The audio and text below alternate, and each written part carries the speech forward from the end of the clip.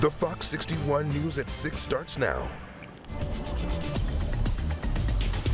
Take a look at this time lapse our city cam caught in Hartford today. You can kind of see the wintry mix with a little bit of rain here and a little bit of ice there.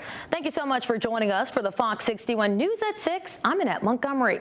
Now we will be in a weather impact alert for a little longer as there's more snow on the way. So let's turn things right over to meteorologist Sam Samperi to time things out for us. Sam. That's right, Annette. So first we get rid of this little storm, and this wasn't really a big deal. It was more of a nuisance for everybody, especially northern Connecticut, where 1 to 2 inches of snow has fallen, and even 2.5 over in Pomfret in eastern Connecticut. And we're still dealing with a little bit of light mixed precipitation across central northern Connecticut, the Hartford area getting a little bit of light rain, and mostly rain down along the shoreline. Put it into motion again. We're just going to get on and off showers in there. And here's some more snow developing out here. So we're not done really with this system. This is going to bring us some scattered snow showers for tomorrow. Meanwhile, temperatures are in the upper 20s to lower 30s in northern Connecticut. Watch for icy spots. We have areas of fog as well. Look at the visibility down. It's trying to clear out in western Connecticut. A little bit of a wind flow out of the north and northeast. So tonight we'll have on and off scattered light snow and sleet and a little bit of rain shower. Otherwise, temperatures falling off. Watch for icy spots. And for tomorrow, look for mostly cloudy skies. And there will be the chance for a couple of light rain or snow showers. Now you see these temperatures, how warm they are, but subtract a couple of degrees off of those highs, and yeah, do be prepared for a little bit of light precipitation. Not a big deal at all, but this is what we're all going to be watching. Winter storm watch is already up into southern Connecticut from the mid-Atlantic for a major snowstorm, big nor'easter developing. I'll talk all about this and all the impacts and the timing, et cetera, et cetera. All the details in a few minutes. Annette? Thank you so much, Sam. And like Sam mentioned, these conditions can make for a dangerous trip on our roadways as it makes things slippery and slows down traffic. Fox 61's Jamel Johnson is live in Putnam and gives us a look at how conditions are out there right now. Jamel. Yeah, Annette, I heard Sam say that the system that's over northern Connecticut right now is more of a nuisance than anything. Some places have seen 1 to 2 inches of snow. Here in Putnam, I haven't really seen any snow for the most part. It's just been rain, it's been wet, and there's been some sleet earlier as well. I got here around 2:30, and a lot of that sleet that was coming down at that point, it was hitting the ground and it was turning into ice instantly. It was turning into ice on the windshield as well. So that's pretty much the conditions out here. But one of the big things is that a lot of the wet rain that's coming down right now is mixing with the snow that's been on the ground for over 2 weeks from the last big snowstorm that we had, and it's kind of creating a slushy mixture actually on the road. So that's pretty much the big danger right now on the roads. We've seen a lot of traffic pick up on these roads. We're at a gas station right now. We've seen a lot of traffic pick up as people get home from work and everything like that. So hopefully most people are going to be inside on this weekend as that weather advisory, is going to be in effect and everything like that. So we caught up with a few people who were filling their cars up. We actually caught up with a guy who's a plow driver. He's drove down from Massachusetts, and he hit a few of the northern Connecticut towns, and here's what he had to say. I think the roads are looking really good here. The speed definitely picked back up to around typical travel speed once I got into Putnam from the other areas I was in, but I drove through Stafford,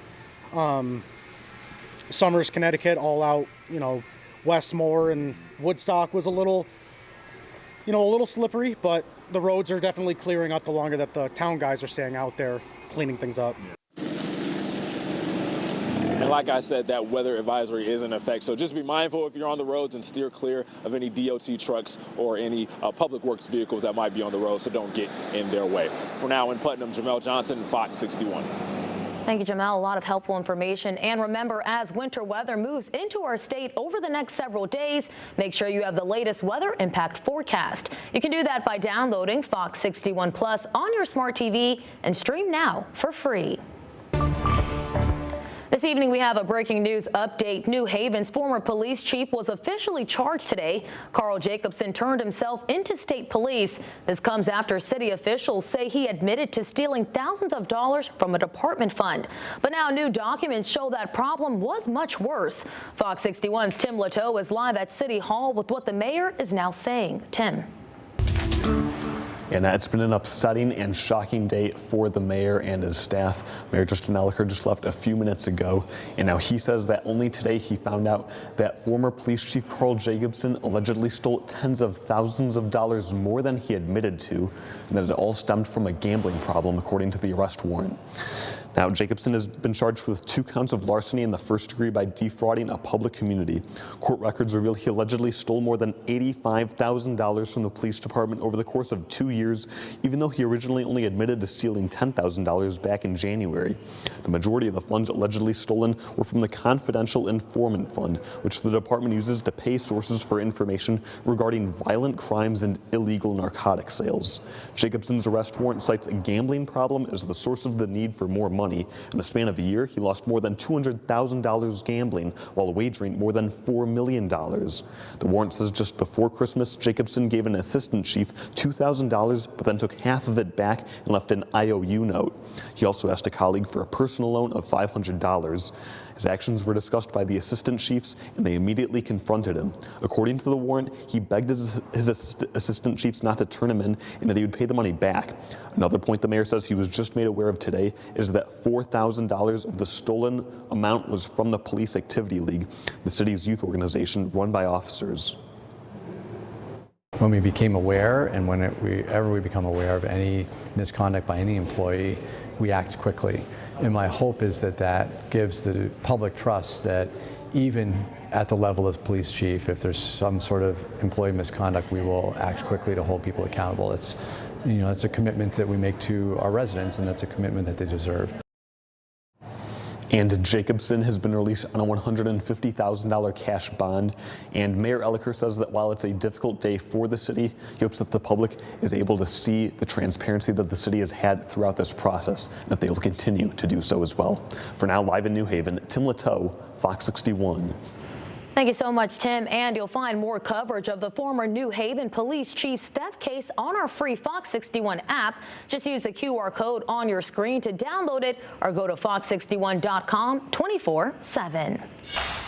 Less than 2 weeks after Norwich city officials announced the immediate suspension of operations at the Yantic Volunteer Firehouse, a new lawsuit has now been filed against the city, which aims to change that. This dispute stems from what city leaders describe as the volunteer unit's refusal to come under a unified chain of command.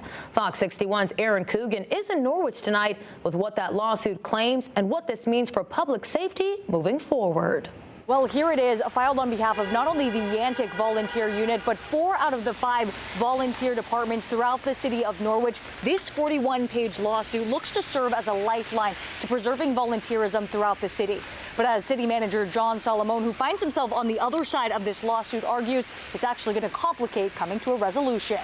The new lawsuit claims the city of Norwich, city manager John Solomon, and city fire chief Sam Wilson have all acted beyond their legal powers in calling for the indefinite suspension of operations at the Yantic Volunteer Firehouse amidst orders to organize all volunteer units under the city-led unified chain of command.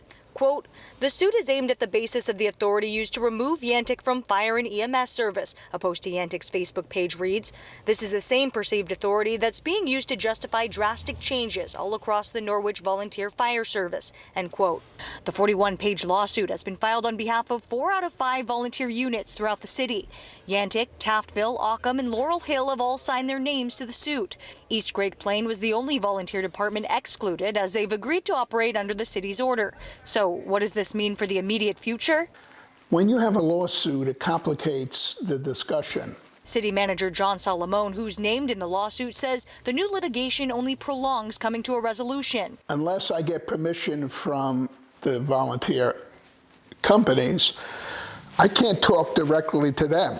Right now, the city agency is fielding all calls that typically would be responded to by Yantic, and while the only station as of now to have their doors closed.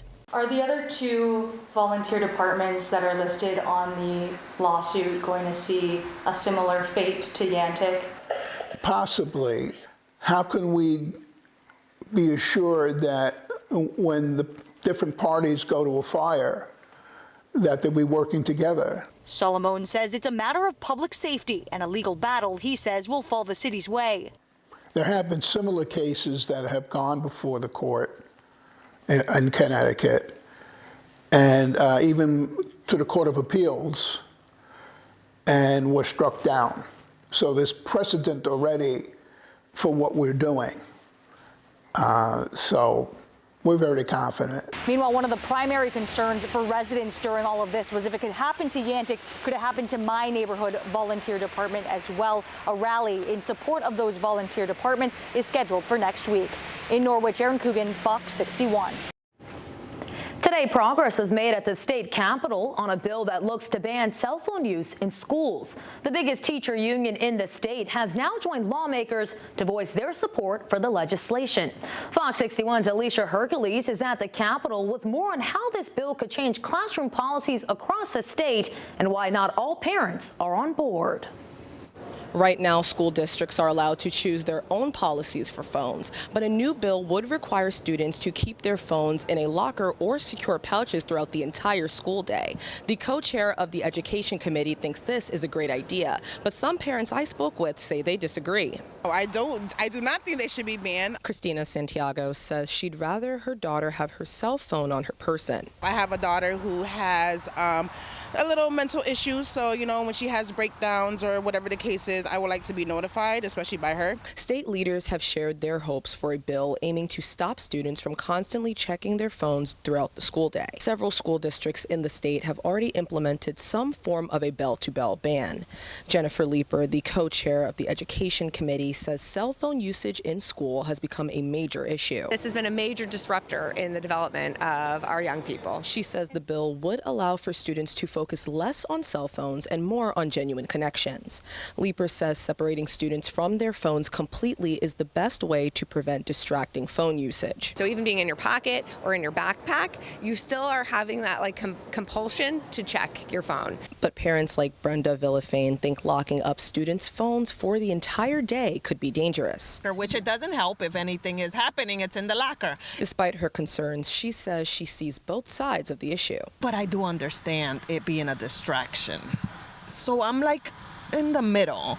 Parents like Santiago also raised concerns about students not having access to phones during emergencies. With a lot of shootings that's been going around in the school lockdowns, I would like to know what's going on, especially from my daughter herself. In response to those concerns, Leeper says cell phones are often counterproductive during school emergencies. In an actual emergency, the thing that is safest for kids is to not be distracted trying to text mom, but to be listening to the adult who's in charge and telling them what they need to do to be safe.